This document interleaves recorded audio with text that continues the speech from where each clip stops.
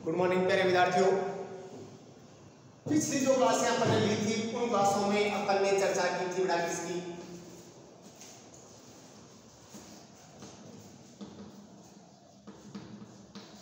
प्रकाश संश्लेषण।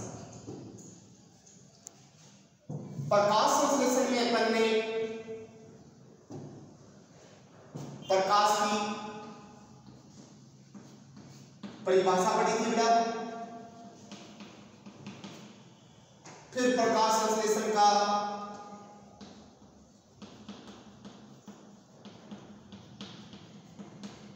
स्थल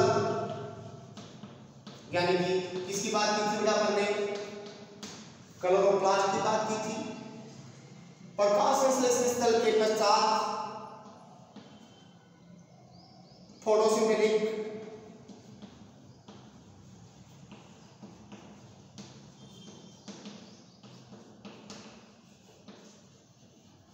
पिगमेंट्स की बात की थी। फोटोसिंथेटिक पिगमेंट्स के पश्चात अपन ने मैकेनिज्म ऑफ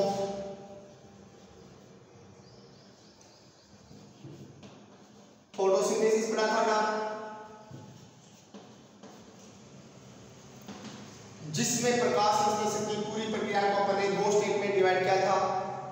एक अपने पास आ गई थी लाइट रिएक्शन, दूसरी अपने पास आ गई थी डायरेक्ट रिएक्शन। लाइट रिएक्शन में अपन ने पढ़ा था नेचर ऑफ लाइट, इमर्शन का वर्गीकरण प्रभाव, प्रकाशित फॉस्फोरिलीकरण, प्रकाश तंत्र।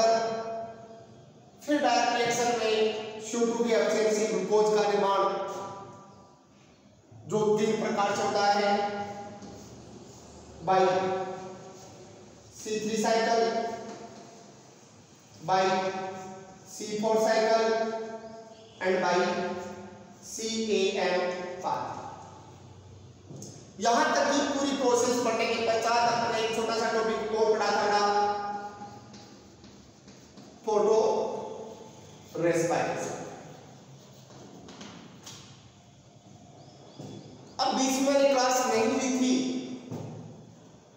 यहां तक प्रोसेस पढ़ने के पश्चात उसमें कुछ काफी समय से ये बोर्ड से सूचना आ रही है, शिक्षा मंत्री से सूचना आ रही है कि सीनियर क्लास का सिलेबस कम किया जा रहा है। कौन से टॉपिक रिड्यूस किए जाएंगे, कम किए जाएंगे, इसका मैं इंतजार कर रहा था, लेकिन अभी लगता है कि कुछ समय और लगेगा। इसलिए अपन क्लासों को पुनः बायोलॉजी क्लास को रिस्टार्ट कर रहा हूं। अब प्रकाश संश्लेषण से संबंधित एक छोटा सा टॉपिक और रहेगा। प्रकाश संश्लेषण से संबंधित एक लास्ट टॉपिक है प्रकाश संश्लेषण को प्रभावित करने वाले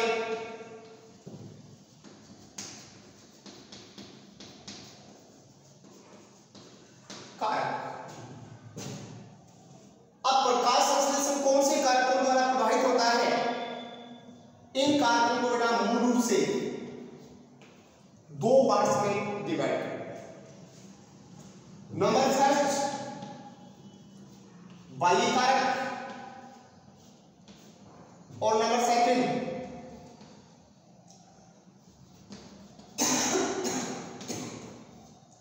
आंतरिक कारक। बाह्य कारक किससे संबंधित हो गए बेटा, वातावरणीय कारक हो गए, और आंतरिक कारक किससे संबंधित, एनाटॉमी से संबंधित कारक। अब प्रकाश संश्लेषण को अनेक कारक प्रभावित करते हैं। इन कारकों का विस्तारपूर्वक अध्ययन किया था 2 साइंटिस्ट, एक का नाम बेटा सेक्स व दूसरे का नाम है ब्लैकमैन। सेक्स व ब्लैकमैन नामक वैज्ञानिक ने प्रकाश संश्लेषण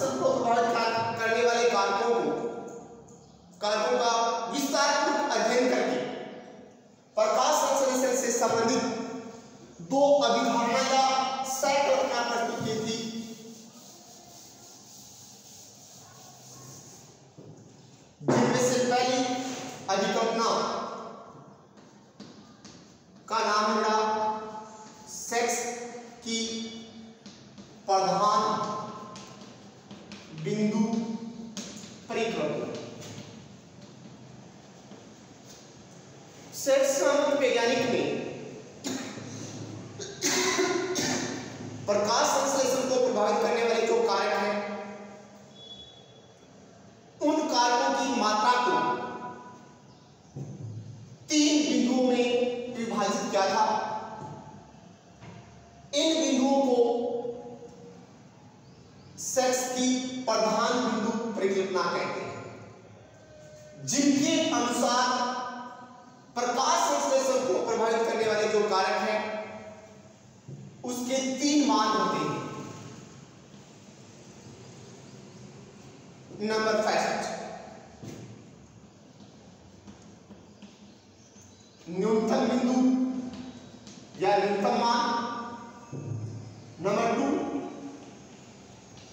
अनुकूलतम मान। और नंबर 3 अधिकतम मान।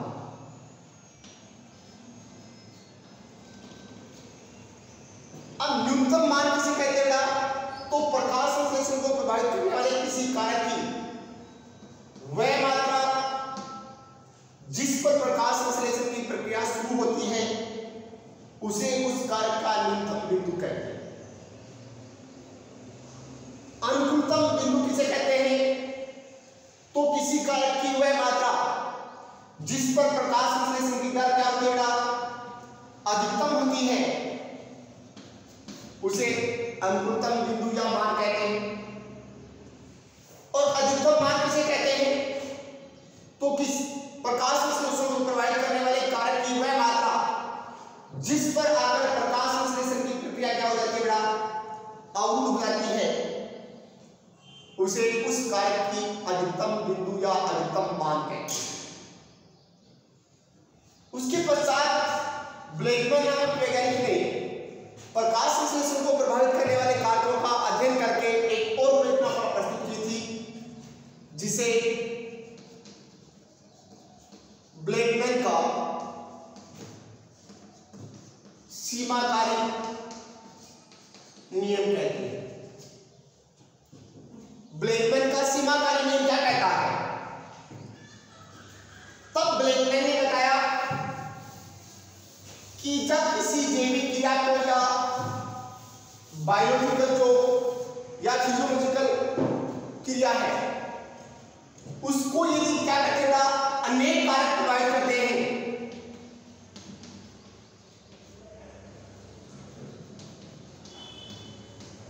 तो वह क्रिया किस कारक के द्वारा सबसे अधिकतम प्रभावित होगी, उसके संदर्भ में ब्लैकमैन ने सीमाकारी नियम प्रस्तुत किया, जिसके अनुसार यदि इस प्रकाश संश्लेषण को अनेक कारक प्रभावित करते हैं तो उस समय पर्टिकुलर टाइम में प्रकाश संश्लेषण की दर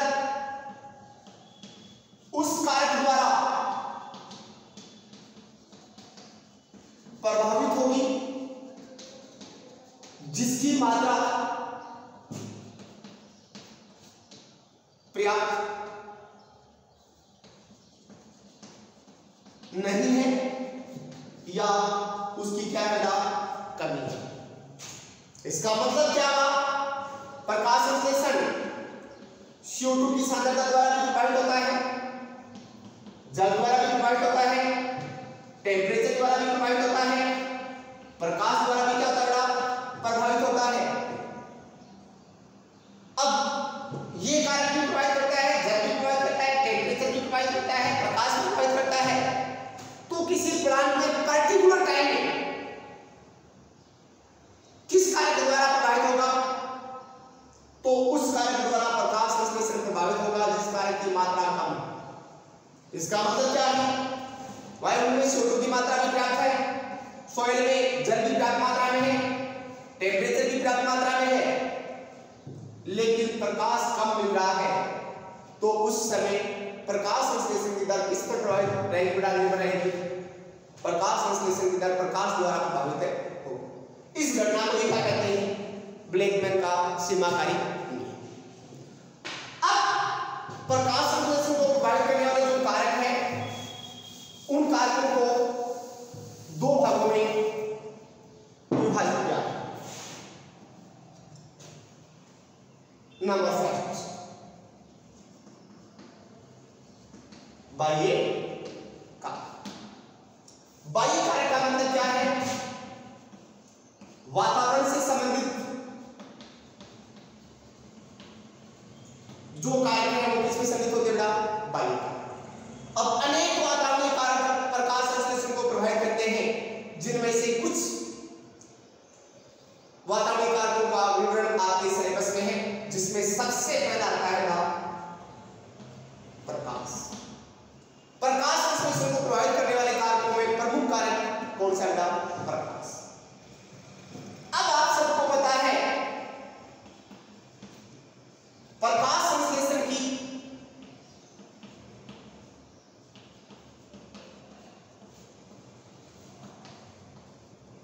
की प्रक्रिया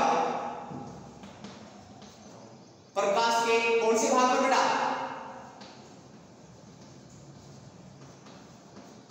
दर्श्य प्रकाश पर संपर्क। प्रकाश संश्लेषण की प्रक्रिया प्रकाश के कौन से भाग पर? दर्श्य प्रकाश पर। दर्श्य प्रकाश का तरंगदैर्घ्य 390 से 780 नैनोमीटर होता है। इसलिए इन किरणों को अपन क्या कहते हैं? Photosynthetic active radiation. Photosynthetic active radiation. अब ये दर्श्य प्रकाश कितने रंगों में विभाजित होता है? 7 रंगों में। याद रखिए ये फॉर्मूला अपने काम किया था बेटा, विबज्योर। अब आप सबको याद रखना बेटा,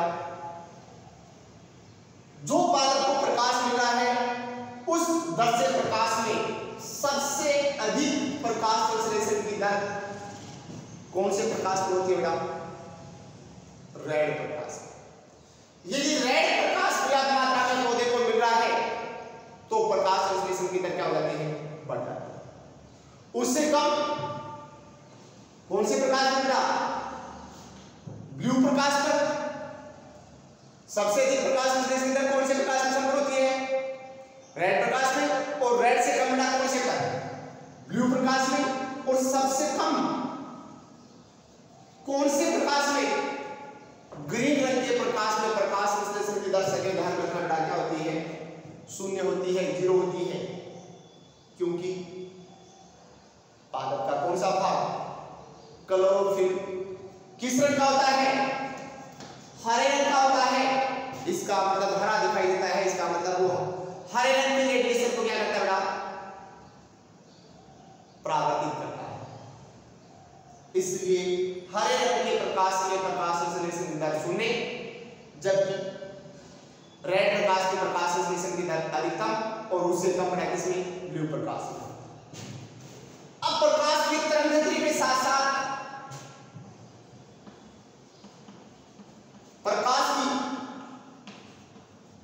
तीव्रता भी प्रकाश संश्लेषण की दर को प्रभावित करेगी। जैसे जैसे प्रकाश की तीव्रता बढ़ती जाएगी तो कुछ सीमा तक प्रकाश संश्लेषण की दर में भी क्या होगी?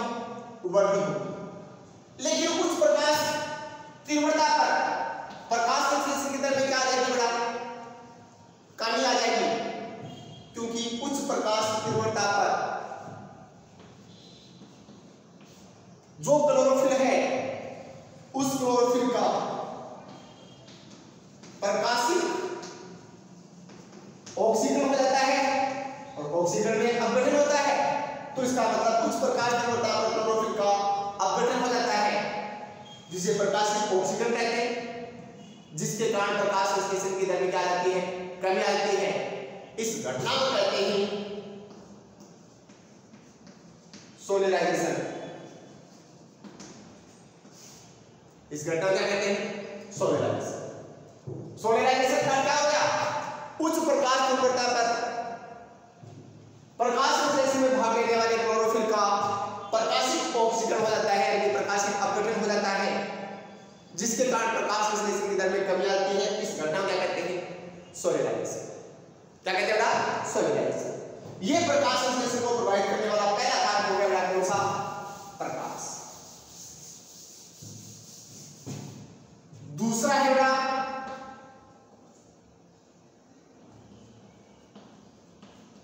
टेम्परेचर। अब आप सबको पता है प्रकाश संश्लेषण से संबंधित अप्रकाशित अभिक्रिया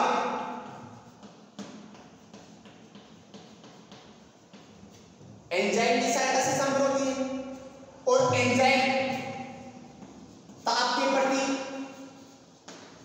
क्या हो गया? संवेदनशील होते हैं। अब सामान्यतः ग्रीन प्लांट में 10 से 35 डिग्री सेल्सियस जो टेम्परेचर है उस पर प्रकाश संश्लेषण की दर अधिकतम होती है। अधिकतम क्यों होती है? क्योंकि इस टेम्परेचर पर एंजाइम की क्या होती है? अधिकतम क्रियाशील होते हैं। अब एंजाइम अधिकतम क्रियाशील होने के कारण प्रकाश संश्लेषण की दर भी क्या हो जाती है? अधिकतम। इससे कम या इससे अधिक टेम्परेचर पौधों को मिलने पर प्रकाश संश्लेषण की दर में क्या जाती है? कमी हो जाती है। यदि 10 से कम डिग्री टेम्परेचर है तो प्रकाश संश्लेषण की दर में क्या होगी? कमी होगी। कमी क्यों होगी?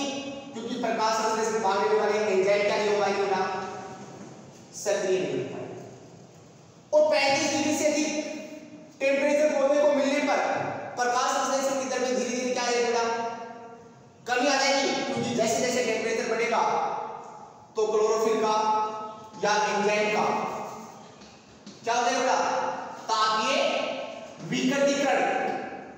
तापीय विकृतीकरण का अर्थ क्या है? ताप की उपस्थिति में किसी कार्बनिक पदार्थ का अपने अणुओं में अपघटित या निर्माणकारी अणुओं में क्या होना? टूटना। क्या कहता है? तापीय। अब 35 डिग्री से अधिक टेम्परेचर मिलने पर क्या होगा? एंजाइम का तापीय विकृतीकरण। एंजाइम किसका बनाएगा? एमिनो एसिड का। तो एंजाइम किसमें टूट जाएगा? एमिनो एसिड में टूट जाएगा। और एमिनो एसिड में टूटते ही वो एंजाइम कार्य नहीं कर पाएगा और कार्य नहीं कर पाने के कारण प्रकाश संश्लेषण की दर में क्या आएगी? कमी आएगी। लेकिन कुछ पौधों में अनुकूलन के कारण, अडैप्टेशन के कारण ये नियम लागू नहीं होता। जैसे कोनिफर। कोनिफर का मतलब शंकुधारी पादप। शंकुधारी पौधे -35 डिग्री सेल्सियस टेम्परेचर में भी प्रकाश संश्लेषण की प्रक्रिया संपन्न करते हैं। क्योंकि इन पौधों में विशेष प्रकार के क्या पाए जाते हैं? अनुकूलन पाए जाते हैं। या मस्टर्ड में पाए जाने वाले जो प्लांट है वो 50 से 55 डिग्री सेल्सियस टेम्परेचर पर भी प्रकाश संश्लेषण करने में क्या होते हैं? सक्षम। या फिर गर्म पानी के झरनों में पाए जाने वाले जो शैवाल है वो 70-75 डिग्री सेल्सियस टेम्परेचर पर भी क्या करते हैं? प्रकाश संश्लेषण करते हैं। क्योंकि इन पौधों में विशेष प्रकार के कार्य की व रासायनिक अनुकूलन पाते हैं और उसके कारण ये इन टेम्परेचर की या उस तापमान पर या निम्न टेम्परेचर पर भी प्रकाश संश्लेषण करने में क्या होता है?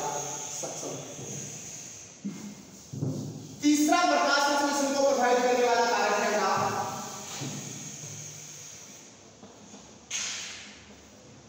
CO2। आप सबको पता है कि वायुमंडल में CO2 का परसेंटेज कितना बड़ा? 0.03%। वायुमंडल में जो गैसें पाई जाती है उन गैसों में से 0.03% गैस कौन सी बड़ा? CO2। अब 0.03% से लेकर 1% तक CO2 बढ़ने पर या CO2 की सांद्रता बढ़ने पर प्रकाश संश्लेषण की दर भी क्या हो सकती है? बढ़ सकती है। लेकिन जैसे जैसे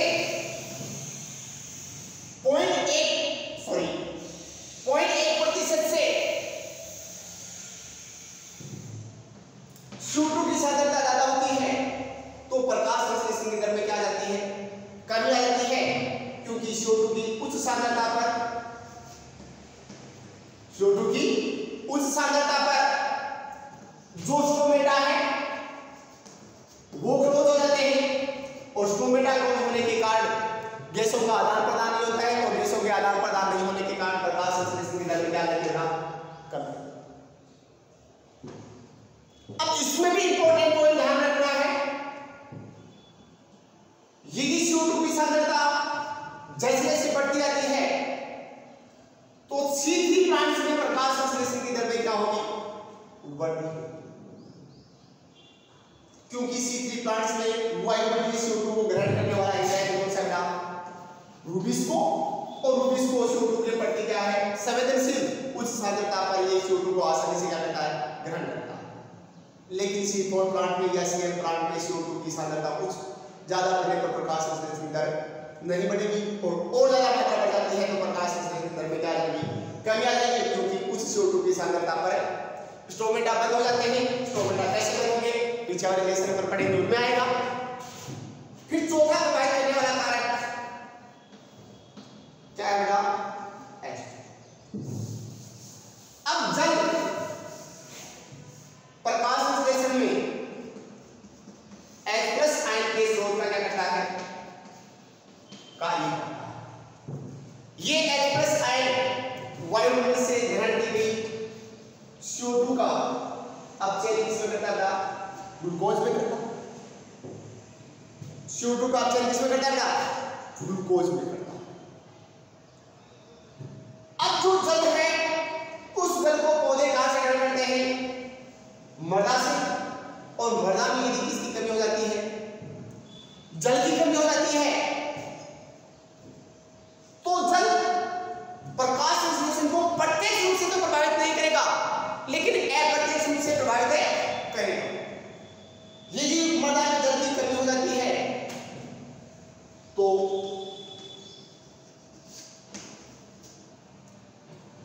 क्या बंद हो जाते हैं, स्टोमेटा बंद हो जाते हैं, रंध्र बंद हो जाते हैं, और स्टोमेटा के बंद होने से प्रकाश संश्लेषण की दर में क्या जाती है। अब यहां डायरेक्टली जल प्रकाश संश्लेषण को प्रभावित नहीं कर रहा है, प्रत्यक्ष रूप से नहीं प्रभावित कर रहा है, क्योंकि जल की कमी होने पर रंध्र क्या हो जाएंगे, बंद हो जाएंगे, और रंध्रों के बंद होने से प्रकाश संश्लेषण की दर में क्या आएगी, कमी। इसका मतलब जल अप्रत्यक्ष रूप से जल क्या करता है, प्रकाश संश्लेषण की दर को प्रभावित करता है। फिर इसके पश्चात पांचवा बाह्य कारक अपन सम्मिलित कर देगा O2 या ऑक्सीजन। O2 की सांद्रता यदि वायुमंडल में बढ़ती है तो कौन से पौधों में बेटा, C3 प्लांट्स में प्रकाश संश्लेषण की दर में क्या आती है, कमी आती है। क्यों कमी आती है, यदि वायुमंडल में O2 की मात्रा बढ़ती है तो C3 प्लांट्स में CO2 का ही एंजाइम जो रूबिस्को है, ये रूबिस्को किसका बेटा, कार्बोक्सिलेज एंजाइम का कार्य करके ऑक्सीडेज एंजाइम का कार्य करने लग जाता है, जिसके कारण प्रकाश संश्लेषण के स्थान पर कौन सी घटना शुरू हो जाती है, प्रकाश शोषण की घटना शुरू हो जाती है, और प्रकाश शोषण की घटना शुरू होने के कारण प्रकाश संश्लेषण की दर में क्या रहती है बेटा, कमी आ जाती है। ये तो प्रकाश संश्लेषण को प्रभावित करने वाले क्या होंगे बेटा, बाह्य कारक। अब इन बाह्य कारकों के साथ अपन बात करते हैं बेटा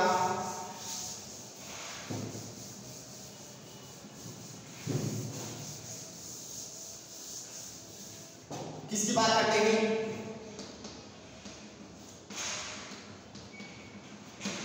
बात करते हैं आंतरिक कारक। अब आंतरिक कारक में अपन सम्मिलित करते हैं किससे संबंधित, एनाटॉमी से रिलेटेड फैक्ट की बात करते हैं। तो नंबर फैक्ट अब आंतरिक कारक में अपन लेते हैं अमाउंट ऑफ क्लोरोफिल, क्लोरोफिल की मात्रा। अब आप सबको पता है क्लोरोफिल वह प्रकाश संश्लेषी वर्णक है जो सूर्य की भौतिक ऊर्जा को कार्बोहाइड्रेट रूपी रासायनिक ऊर्जा में क्या करता है, कन्वर्ट करता है।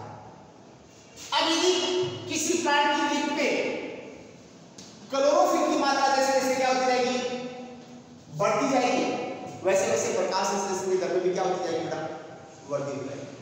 इसका मतलब क्लोरोफिल प्रकाश संश्लेषण की दर में क्या होता है, समानुपाती। जैसे जैसे क्लोरोफिल बढ़ेगा या मात्रा बढ़ेगी, वैसे वैसे प्रकाश संश्लेषण की दर में क्या होगी, बढ़ेगी। Number 2, structure of a leaf. अब आपने जूनियर क्लास में एनाटॉमी पढ़ी थी बेटा, याद करो।